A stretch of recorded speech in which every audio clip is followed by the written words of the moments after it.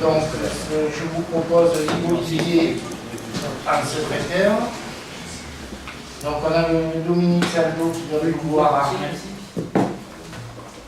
Dominique Saldo qui donne pour Roubois, Eva Vida qui donne à Jean-Paul, Christophe Josse à Joël Rofino et Christophe risque de nous rejoindre. Dominique Chazeville donne en procuration à Alain Renaud et Marie Jaubert à Gérard Prigui. Donc, sont considérés absents Jacques Pay, Yves Menguet et Anne Moine, Elsa Bernasconi et Ingrid Leconel. Et Roger Cramp, pardon.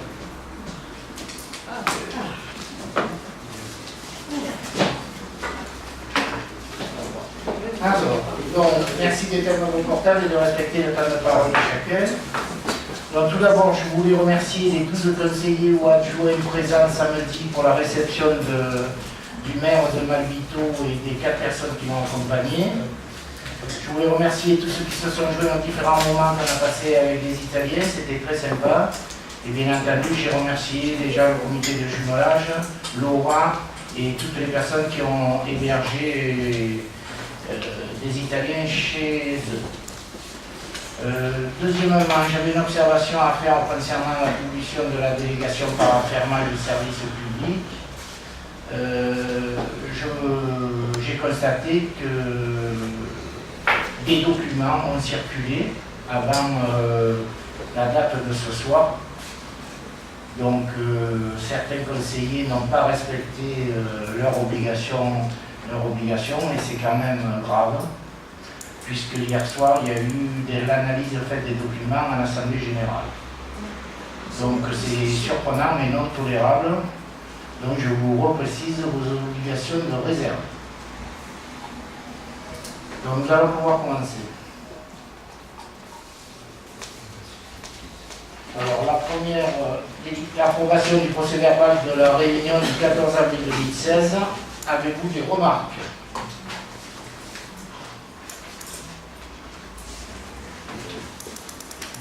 Pas de remarques? Donc, excusez-moi, personne n'a relevé. C'est l'approbation du procès-verbal de la réunion du 6 juin qu'on approuve. Pas de remarques? Donc on passe au vote. Qui est pour?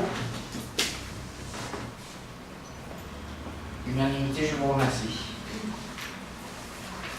Donc le deuxième point, c'est l'accessibilité. C'est l'approbation du plan de mise en accessibilité de la voirie et des aménagements des espaces publics.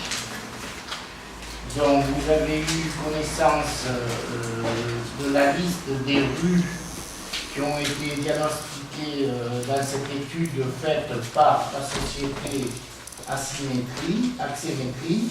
C'est des études qui ont été faites l'année dernière au mois de mai 2015. Les communes sont tenues chaque fois qu'elles touchent des rues de se mettre en conformité accessibilité.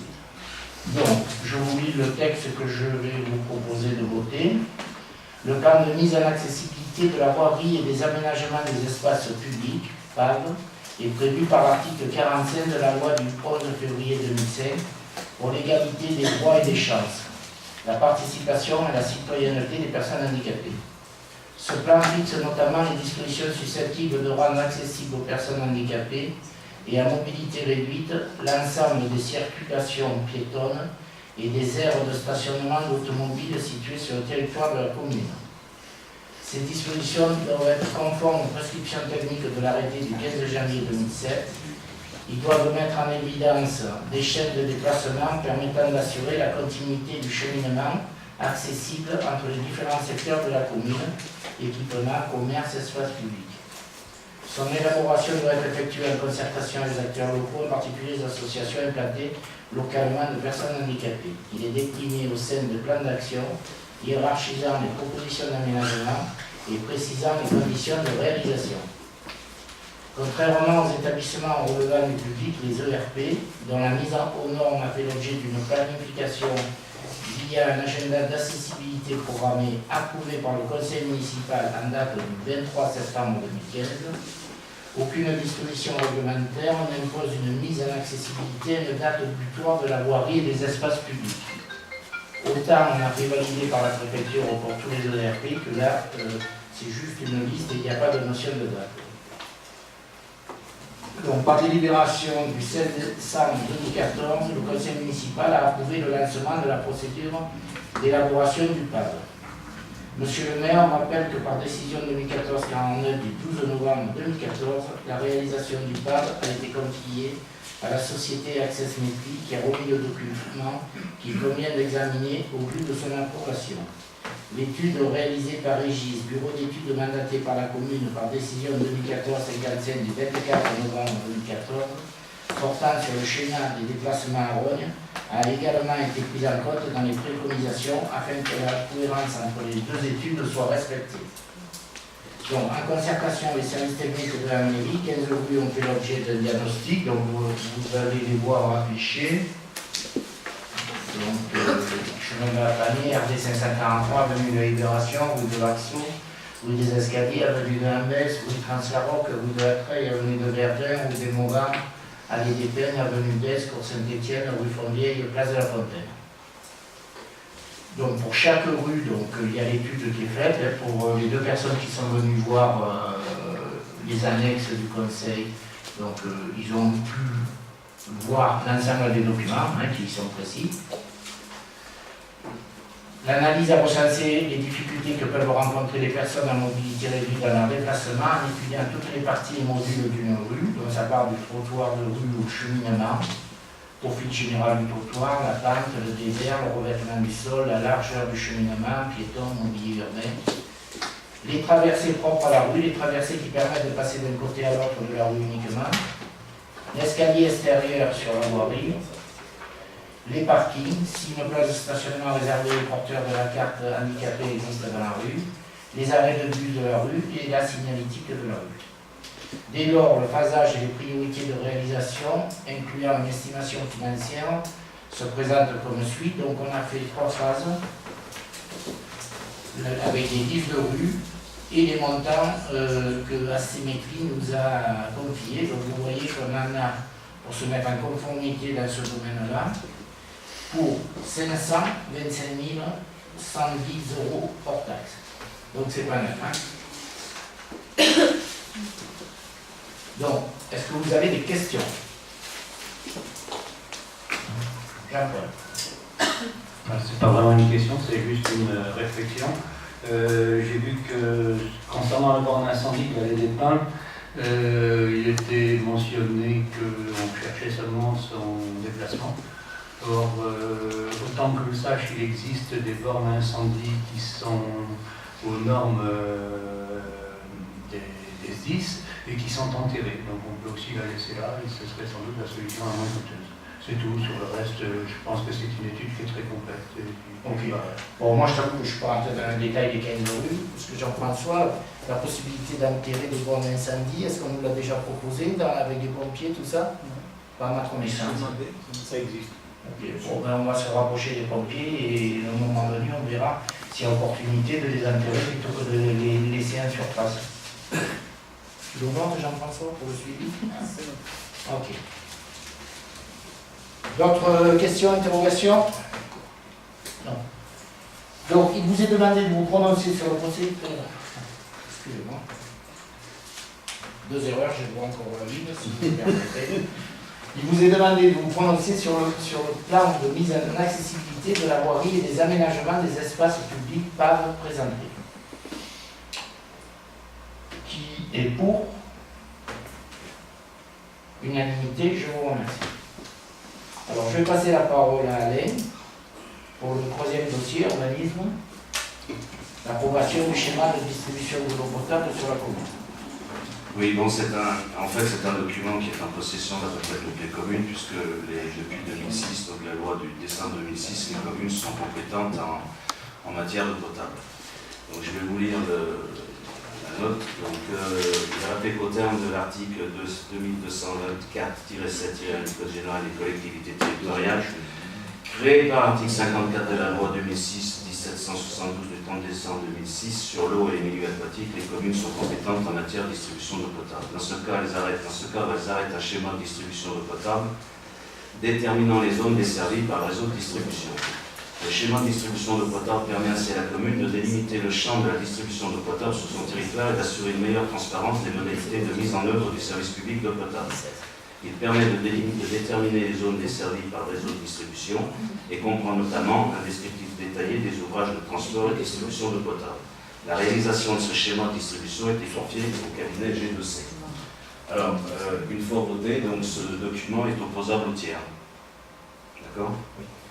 Vous avez des questions dessus? Vous avez eu le document, la note préparatoire? Alors le document c'est donc G2C, c'est assez complet. Il y a plusieurs plans du réseau d'eau potable. Vous avez une map comme ça, là. Vous l'avez vu, hein, c'est vraiment. D'accord. Il n'y avait pas tout à fait exact. Parce que Dans le chemin des Garrigues, ça va un peu plus loin. À ma connaissance, ça va un peu plus loin. bon, on regardera dans le chemin de Garrigue qui m'intéresse. Sur le reste, je ne sais pas. Je suis Le chemin des Garrigues, en fait, ça s'arrête à la mutuelle des municipaux, quelque chose dans ce goût-là. un peu après. Ouais, bah, enfin, la mutuelle des municipaux est desservie en eau potable. Oui, Bon, mais on va pas c'est simplement que je dis qu'elle va un petit peu plus loin.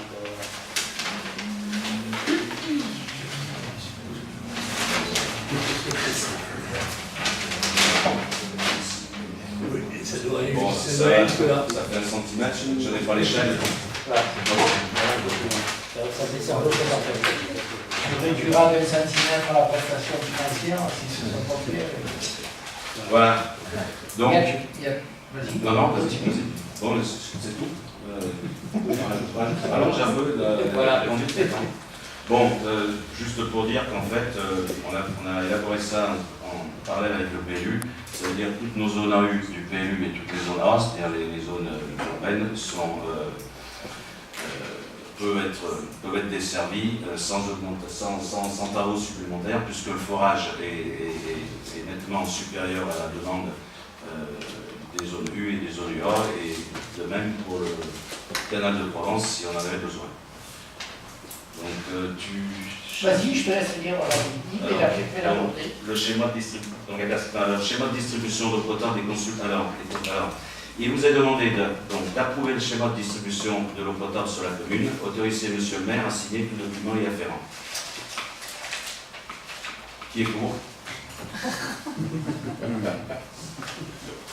L'unanimité, je vous remercie. Bon, ça, c'est le document qui vous a été imposé dans le moment, c'est ça? C'est un document qu'on aurait dû avoir, ça je veux pas, et qu'on n'avait pas, et donc qui est fortement demandé dans le cadre du PLU pour les annexes sanitaires. Ok. J'en profite pour vous dire qu'il reste quelques jours pour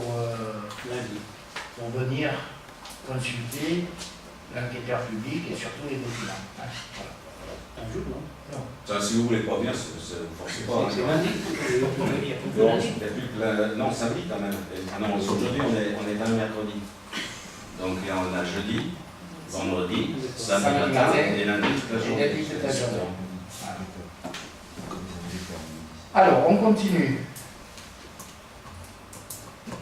Le point 3.2, c'est le projet d'aménagement d'une annexe à la mairie accessibilité aux personnes à mobilité réduite. Donc là, par contre, on en avait déjà parlé, c'est le petit immeuble qui est juste à côté de la mairie. On va transformer en possibilité d'accueil pour les personnes à mobilité réduite, c'est-à-dire qui auront un visiophone, ils sonneront et un employé de la mairie se déplacera. Et on en profitera, comme je vous ai dit, pour faire une salle ouverte aux droits des listes d'opposition. Voilà. Donc là, c'est juste pour lancer l'opération. Alors, on a été un peu ennuyé parce que ça devait être lié avec le projet de la CAD qui aurait dû démarrer le 7 juillet, aujourd'hui, qui ne démarre pas, vous savez pourquoi. Donc, on a revérifié quand même qu'on pouvait démarrer en tenant compte des pentes existantes et pour respecter les normes en vigueur. Donc, on peut le faire puisque le garage est à niveau de la rue. Et on pourra relier l'avenue de la Libération et le départ de la descente vers le projet CAV. On est conforme à ce que la loi nous oblige, en sachant que Après, à un moment donné, ça s'arrêtera le temps que le projet de la cave démarre, bien entendu. Hein. Donc là-dessus, on va faire un appel d'offres assez rapidement et on espère faire les travaux pour la fin de l'année. Hein. Y a-t-il des questions? Pas de questions. Donc il vous est demandé d'autoriser Monsieur le maire à déposer toutes les demandes de permis de construire et de déclaration préalable au nom de la commune pour la réalisation de ce projet et engager toutes les démarches nécessaires à sa concrétisation. Qui est pour? Unanimité, je vous remercie. Donc ensuite, le domaine des finances, il y a une décision modificative qui concerne l'appartement qui était situé en dessus du presbytère. Les locataires partants, on est obligé de rembourser le chèque de caution, donc il y a des écritures comptables qui nous sont proposées. Par contre, il faut les valider en conseil. Donc je vous demande de vous prononcer sur la décision modificative présentée. Une petite question. Oui. Il est remis en location? On va le remettre en location. On va peut-être profiter pour faire les travaux nécessaires afin que ce soit considéré comme un logement social. Hein. Donc qui dit ça, dit aussi tout ce qui concerne les handicapés. Qui est pour? Je vous remercie, unanimité. Alors, donc on attaque le dossier principal de la soirée. Donc je demande aux deux personnes qui sont concernées de quitter la salle.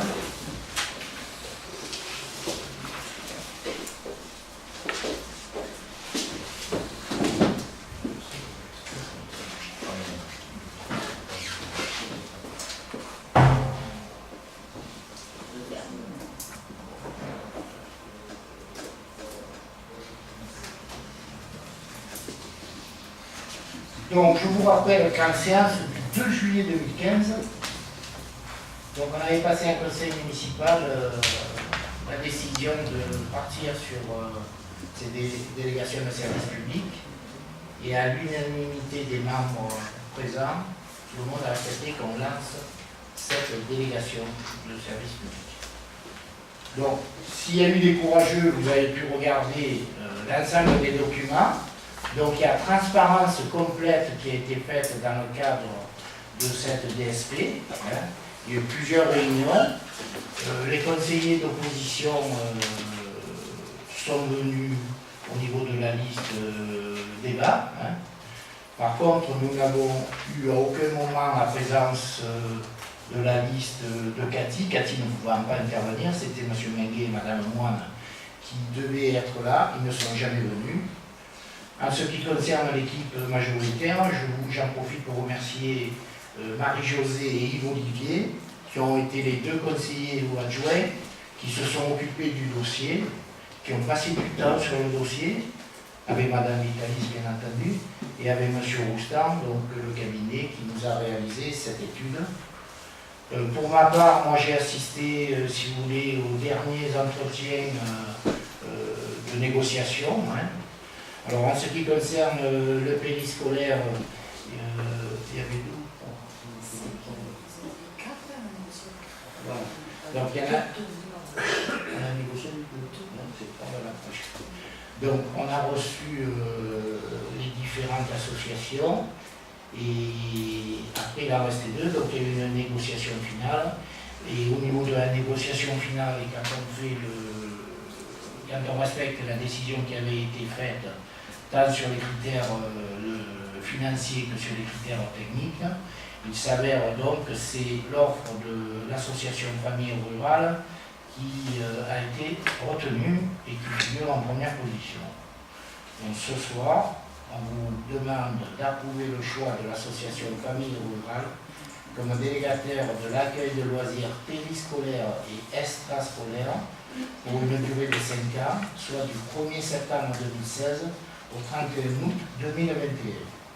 D'approuver le contrat de délégation de service public et ses annexes pour l'exploitation de ce service. Autoriser M. le maire à signer le contrat de délégation de service public ainsi approuvé avec l'association Famille Rurale et tous les documents afférents à la mise en œuvre de la présente délibération et à faire exécuter tous les actes en découlant. Maintenant, on est là pour répondre à vos interrogations. Jean-Paul. Oui, alors juste un problème technique aussi. Peut-être est-ce la procédure, je l'ignore. Pourquoi la participation demandée à la commune est-elle variable selon le postulant? Est-ce qu'il n'était pas possible d'avoir une offre, donc une subvention, on pense ça comme ça, une subvention municipale qui soit fixe, et après tous les postulants se déterminaient. Si c'est une DSP, c'est les entreprises qui font des propositions par rapport au cahier des charges qu'on leur a donné et au service qu'on attend. Donc qui chiffre à 100 euros, qui chiffre à 105 euros, c'est à eux de faire les propositions. Et après, donc, ils ont fait des propositions, on a fait les négociations, et dans les deux cas, il y a eu des baisses ou des hausses de propositions. Mais on ne peut pas imposer une subvention. Non, la participation municipale aurait pu être, disons, indiquée et être la même pour tous les... C'est pas possible, on la connaît pas, on la connaît pas. Alors après, je suis... Honnêtement, c'est pas comme ça. On va faire le marché de la voirie. Le marché de la voirie, on va dire qu'on a un marché de temps moteur, ils vont nous faire des propositions de prix et après on prendra la société qui répondra aux critères financiers et aux critères techniques. Là c'est pareil. J'entends bien ton argument. Simplement, le postulant peut avoir une offre globale. Ici, dans le cadre de la voirie, tu n'as pas de participation, je dirais, des usagers, c'est uniquement la mairie qui fait ça. Ici, il y a une part qui est prise en compte par la municipalité et une part qui est prise en compte par les parents. Donc peut-être y a-t-il une raison technique, ça je veux bien l'entendre, mais je ne la connais pas. Mais sans rentrer dans le détail précis, tu peux voir dans les offres qu'il y a des cotisations famille qui sont stables pendant les 5 ans, et c'est l'AFR, et qu'il y a les autres associations ont mis des variabilités de la cotisation famille. Et en fonction de la cotisation famille, en découle ce qui reste à apporter par la municipalité. Mais Madame Vitalis va t'apporter des précisions plus techniques que moi. Oui, donc déjà, c'est pas une subvention parce qu'on est dans le cadre d'une délégation de service public. Donc la subvention est rigoureusement interdite. Le deuxième point, c'est que lorsque le principe de la délégation avait été acté au mois de juillet de l'année dernière, l'optique qui avait été retenue, c'est d'avoir un tarif fixe pour les familles. C'est-à-dire que le fait de passer à la DSP n'impacte pas financièrement les familles. Donc dès lors que, contrairement à un principe d'une gestion qui est accompagnée par subvention de la commune, qui nécessairement apporte l'équilibre à l'opération budgétaire, là, les recettes des participants étaient nécessairement figées. Le principe de la DSP fait peser le risque de gestion sur le bénéficiaire, enfin sur le délégataire. Donc de fait, la seule variable en ressources que le délégataire pouvait avoir était soit la rétribution de la commune, soit des subventions autres qu'il était susceptible de mobiliser. Dans la mesure où ces subventions autres sont relativement faibles, le delta, c'était la rétribution de la commune. C'est pour ça que dans l'analyse des critères budgétaires, c'est un des points déterminants, ça a été le montant qui a été appelé auprès de la commune pour assurer l'équilibre de l'opération. Mais l'équilibre sur lequel l'association, l'entreprise, s'engage. C'est-à-dire que quelle que soit la situation en fin d'exercice, qu'elle soit en déficit ou en excédent, il n'y a pas de compensation, de reversement à la collectivité. Oui, j'entends votre argument. Enfin, d'une part, il y a une toute petite erreur de calcul dans la participation demandée à la commune. Dans le cadre de famille rurale, la différence n'est pas de 40, après négociation, la différence n'est pas de 46 704 €, mais de 55 705 €. Donc je trouve déjà aussi ces montants extrêmement importants au regard du montant global. Après, ce que j'ai du mal à comprendre, c'est puisque la participation demandée aux parents est la même, ce que vous m'avez dit, c'est cela? Donc pourquoi est-ce variable d'un postulant à l'autre? Vous pouvez continuer en sachant qu'il y en a qui sont partis sur du fixe et d'autres qui ont tenu compte qu'il y a une évolution naturelle de l'inflation, etc. Et Madame Vitalis va préciser. Le delta en question, c'est par rapport à une moyenne qu'on a établie sur la participation qui était demandée à la commune. C'est-à-dire que certains candidats ont demandé une participation fixe, année par année. D'autres ont une participation qui était modulable. Donc on ne pouvait pas se prononcer sur un seul exercice pour avoir une comparaison, on va dire, juste des différentes rétributions qui étaient demandées à la commune. Donc on a pris le total de la rétribution demandée sur l'intégralité de la DSP, on a divisé par 5. Comme ça donnait le montant. Ça, c'était le premier point. Le deuxième point, dans la mesure où le montant qui est demandé en termes de participation famille est fixe, le delta vient du taux de remplissage qui est déterminé et qui est estimé par chacun des candidats. Et en sachant qu'ils n'ont pas pris le même taux de remplissage. Ah, du tout, du tout. C'est ça qu'on arrive à des éclats. Bien. Ok, merci. C'est bon, Jean-Paul? Oui. Ok. Donc, je vous demande de relire la délit parce que c'est quand même important. Ça engage la commune pour 5 ans, ça engage l'association pour 5 ans. On a voulu remettre à niveau quelque chose qui était irrégulier jusqu'à présent. Ça va coûter plus d'argent à la commune qu'avant, mais au moins nous respectons la loi. Attends, juste un petit mot. Si tu veux. Oui, je trouve que cette DSP a le mérite de clarifier les choses, ça je l'ai dit, je l'ai écrit. Je regrette quand même que, notamment concernant la crèche, une régie n'ait pas été étudiée. Une faisabilité d'une régie. C'est tout. Ouais. Tu l'avais manifesté l'année dernière en juillet, mais tu avais été d'accord pour qu'on lance les DSP, puisque à l'unanimité, vous nous avez donné le feu vert pour faire cette opération. Voilà. Après, c'est des choix de départ, ça. Mais on respecte la délibération de juillet 2015. Donc je vous le relis, c'est important. Je vous ai demandé de approuver le choix de l'association Famille Rurale comme délégataire de l'accueil de loisirs périscolaires et extrascolaires pour une durée de 5 ans, soit du 1er septembre 2016 au 31 août 2021. D'approuver le contrat de délégation et de service public, et ses annexes pour l'exploitation de ce service. Autoriser M. le maire à signer le contrat de délégation de service public ainsi approuvé avec l'association Famille Rurale et tous les documents afférents à la mise en œuvre de la présente délibération et à faire exécuter tous les actes en découlant. Qui est pour? Unanimité, je vous remercie. Donc la deuxième délégation de service public, c'est pas donc parallèlement décision à l'unanimité prise en juillet 2015. Ça concerne l'attribution de la délégation par affermage concernant la crèche multi-accueil. Donc, dans ce cadre précis, nous vous proposons de retenir l'offre de la structure Bulle et Ville pour la délégation de services publics relative à la gestion et au fonctionnement de la crèche sur la base des critères économiques suivants que vous avez. Et après, vous avez la notation concernant les subventions. Il convient de souligner que le nouveau délégataire fera une demande auprès du Conseil départemental des Bouches-du-Rhône pour obtenir la subvention de 220 € par enfant, représentant une aide annuelle globale de 9 020 € pour 41 places. Voilà. Y a-t-il des questions? Jean-Paul. Alors, j'ai plusieurs questions.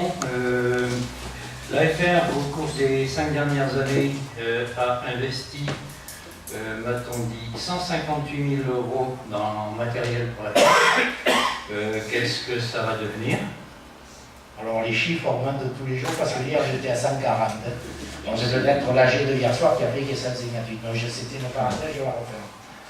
Donc de toute façon c'était tout prévu dans le cadre de la DSP. D'accord? Le matériel. S'il vous plaît. Oui, vous ne pouvez pas intervenir de rien. Merci. Donc c'était tout prévu à l'intérieur de la DSP. Et chaque fois qu'il y a un changement, et l'AFR a déjà eu des changements avec lui, le matériel de l'AFR, qui l'a acheté? Qui a obtenu des subventions de la mairie, donc ils ont eu certainement utilisé pour ça. Après, ils ont obtenu des subventions d'autres organismes pour acheter ce matériel. C'est la loi des DSP, je veux dire, quand tu perds, tu laisses le minimum de matériel, ou tu négocies avec le repreneur, si vraiment il y a du matériel neuf, tout ça. Mais ça ne regarde pas la mairie, ça, puisque c'était précisé dans la DSP. Vous voulez préciser, Madame Vidali, tout c'est bon? En fait, un article effectivement mentionnait que le matériel est à la charge du délégataire. Dans les annexes de la consultation figurait la liste de tout le matériel avec l'estimation en valeur à neuf du matériel, sachant que des précisions étaient apportées pour indiquer si des fois il était neuf ou s'il était plus usagé. Donc ça c'est entre le nouveau délégataire et le gestionnaire sortant de s'entendre. Mais c'est vrai que la mairie reste extérieure parce que dans le pire des cas, quand bien même le délégataire n'arriverait pas à obtenir l'arrachat du mobilier au prix qu'il le souhaite, ben, charge à lui d'équilibrer ses comptes. D'accord, merci. J'ai votre... Je t'en prie, vas-y. Alors après, si on prend le coût total, c'est-à-dire la participation de la commune et la participation des parents, il se trouve que ce n'est pas celui que vous proposez, c'est-à-dire Buis-les-Billes, qui est le mieux disant, mais il se trouve que c'est l'AFR. Pour l'AFR pour un montant de 323 490 €, alors que Buis-les-Billes est pour un montant de 335 376 €. Bon, moi je me demande, je vois là-dedans, et plusieurs personnes me l'ont dit, j'y vois un règlement de compte politique au sein du Parti des Républicains, puisque comme personne ne le sait, je vais le dire, que tu es adhérent au Parti des Républicains depuis le 19 février 2016, et que Jean-François Verrier est adhérent au Parti des Républicains depuis le 13 avril 2016. C'est bon, tu as fini ton intervention? Pour l'instant, Non, oui, sur ce point précis, je vais répondre sur ce point précis, parce que, là tu parles d'affaires personnelles, je te rappelle qu'au conseil municipal, on parle de ce qui est l'intérêt général de la commune. C'est pas une affaire entre républicains parce que j'ai été élu sur une liste apolitique sans étiquette pour Rogne. Je ferme la parenthèse là et je m'aperçois qu'en deux moments, tu mets de la politique dans des interventions, y compris devant Malvito, ce qui m'a désolé l'autre jour. Voilà. Donc on ferme la parenthèse, c'est terminé. Malvito, qu'est-ce que j'ai dit, s'il te plaît? Juste cite-moi le mot. Non, Malvito ne rentre pas dans le détail. C'est une assertion que tu fais. Et je ferme la parenthèse. Alors maintenant on va répondre. J'ai rien dit politique devant Malvito. Bon, je crois qu'il ne faut pas aborder le problème de qui a été dit. Oui, je ne vois pas le rapport que Jean-François Verrier adhère au Parti Avec la républicain. NS, Mais voilà, je m'excuse. Non, simplement juste par rapport à un écrit que tu avais de l'an dernier, là, il y a 2 ans, c'est quoi? C'est 6 décembre 2013. Voilà.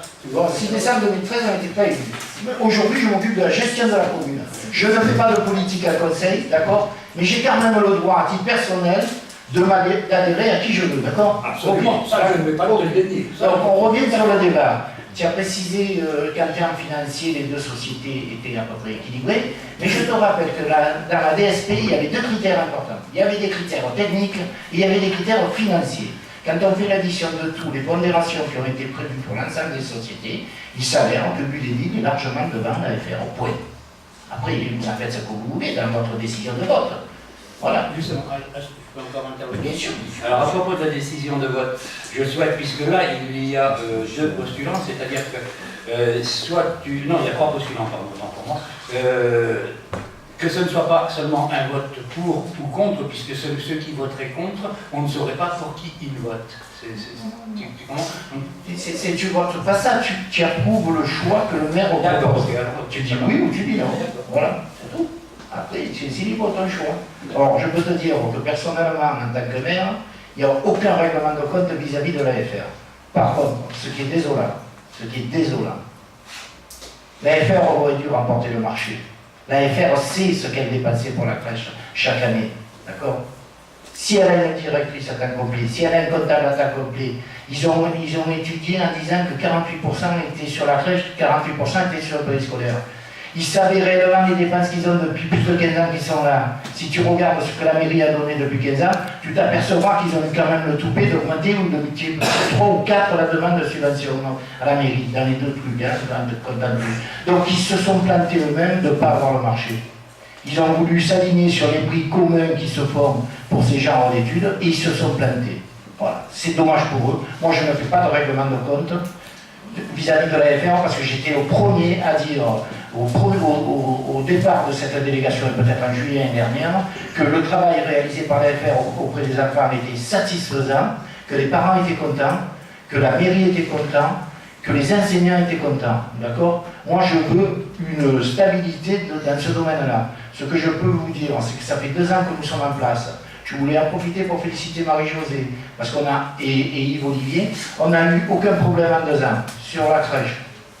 On n'est pas en gestion directe. J'ai eu une réclamation client sur la crèche. L'école maternelle, aucun problème. L'école primaire, aucun problème.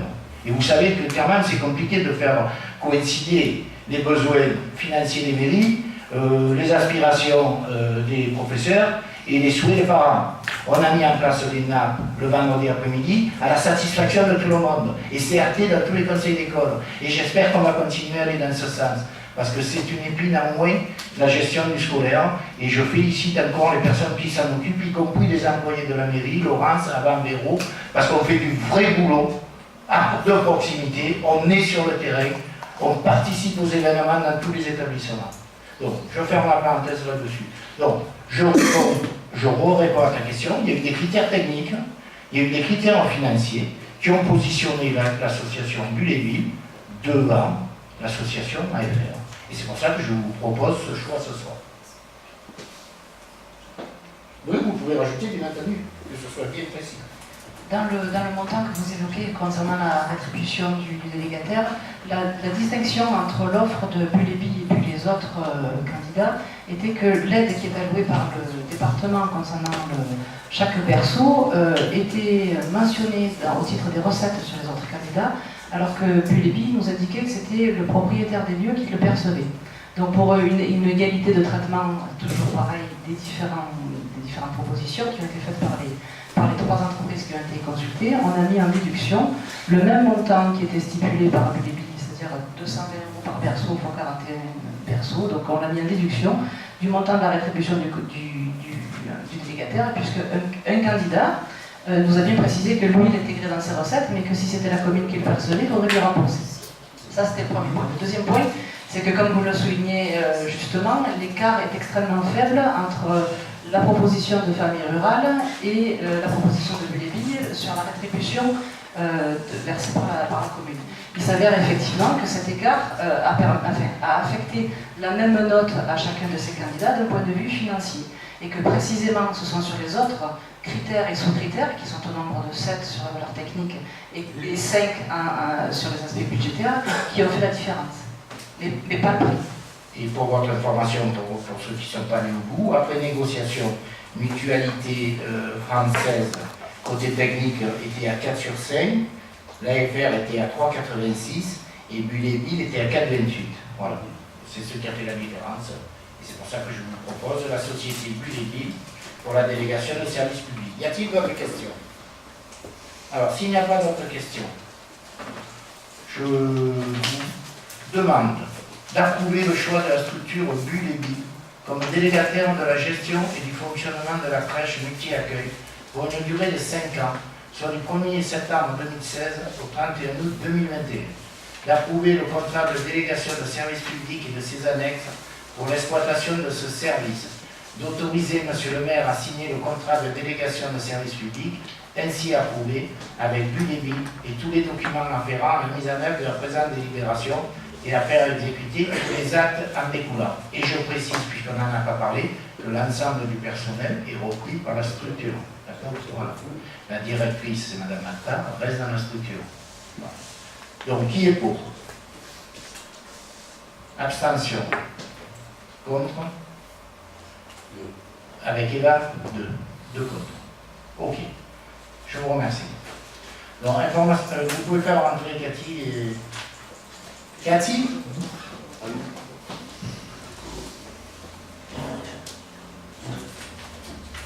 Monsieur Blacard, il peut rentrer maintenant. Ah, vous lui avez expliqué qu'il ne pouvait pas rentrer parce qu'il est président de l'AFR. Vous lui avez pas dit? Moi lui dire, parce que c'est pas que je le rejetais. Il y a un minimum de... Autrefois, M. Béli, je l'ai fait sortir, je lui ai expliqué. Mais je l'appellerai Blacard parce que j'ai de très bonnes relations avec le président de l'AFR. Hein. Et pendant... on fait ce qu'on doit faire avec l'AFR.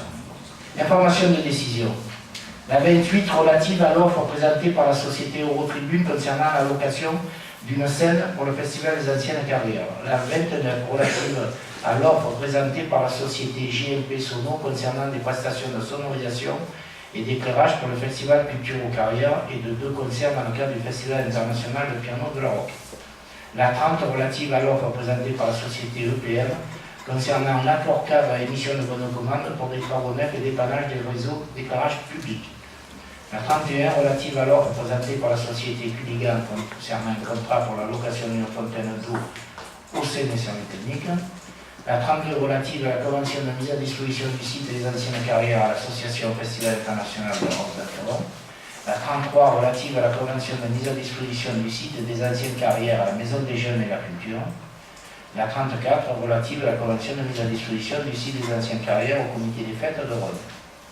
Nous allons terminer sur les points qui étaient à l'ordre du jour. Traditionnellement, je vous donne les dernières informations. Alors, il y en a 4 ou 5.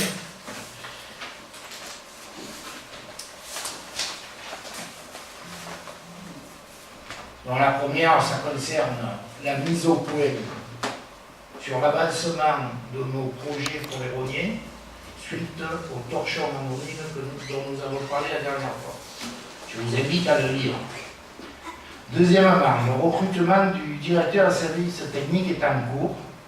Donc là, ont participé Florence, que je remercie, Fabrice, Madame Vitalis et Armel pour les entretiens. Et on va très rapidement décider de la personne qui va nous rejoindre. Et en fonction du temps qu'elle doit à son ancienne mairie ou à son ancien employeur, ça devrait couler vers septembre certainement. Et pour l'instant, Fabrice fait du bon boulot, aidé à cela par Véronique, qui est nouvelle, mais qui se débrouille très bien au niveau de la ventilation des différentes tâches. La très bonne nouvelle, c'est qu'après 9 mois de négociations, la DDTM est sur le point de nous valider le contrat de mixité sociale. Ça n'a pas été simple, mais Mme Christine m'a demandé de le présenter au prochain conseil municipal. On n'avait pas le temps de vous le présenter là. À 10 jours près, on aurait pu, mais là, on n'avait pas le temps. Donc, en septembre, Rognes fera partie des communes qui jouent le jeu au niveau gouvernemental. Ce n'est pas de la politique, là. C'est la mise en place d'ordre que l'on reçoit. Et je suis là pour faire appliquer ce que le gouvernement nous demande de faire. J'ai fait les négociations avec Alain. Ça n'a pas été simple du tout, parce qu'il y avait des incohérences après avec le PMU. On a réglé tout ça. On a mis 9 mois pour le régler, et on y est arrivé. On n'a rien lâché. Ils ont compris nos préoccupations, et on en parlera donc en septembre. Et j'espère que ce contrat sera validé par tous. Là. Voilà. Ensuite, sur la métropole, l'information principale, vous l'avez lu dans la presse, bon, l'Assemblée générale, l'Assemblée du 30 juin a permis la validation du pacte financier et de gouvernance, c'est voté. Baudin s'est engagé pour faire des mises à jour quand cela sera nécessaire. Hein. Donc, la métropole est en route, hein. Maintenant on peut le dire. Je reviens sur le point de départ. Je vous rappelle qu'en tant que conseiller municipal adjoint, il y a des documents qui doivent rester à votre niveau, qui ne doivent pas être affichés en réunion publique à l'Assemblée générale tant que les décisions ne sont pas votées. Donc nous allons faire un rappel au président de l'AFR, puisque les personnes hors conseil municipal se sont permis de se pointer avec l'ensemble du dossier qu'on avait envoyé à un conseiller municipal. Donc c'est inadmissible. D'accord? C'est inadmissible. Le dernier point, on va finir sur nos notes de DT. Donc je vous invite à participer à toutes les manifestations. Le week-end dernier, ça s'est très bien passé. On enchaîne avec le week-end comité des fêtes pour les 3 jours à venir. Et je vous invite à faire reconnaître auprès de vous donc, la formule d'élocation de VAE, où la commune a mis en place un budget pour offrir à prix réduit des possibilités de balade pour les gens de Rognes. D'accord?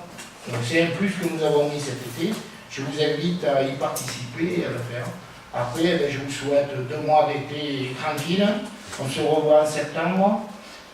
D'ici la fin de l'année, on aura le marché de la voirie à valider aussi. Qu'est-ce qu'il reste dans l'Italie, savoir important? Le marché de tennis. Oui, après les travaux sur le tennis, la salle là, on a le PLU, donc l'enquête publique qui va se terminer.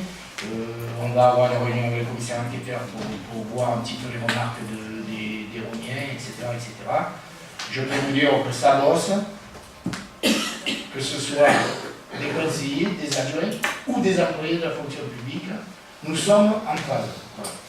pour Rognes et uniquement pour Rognes.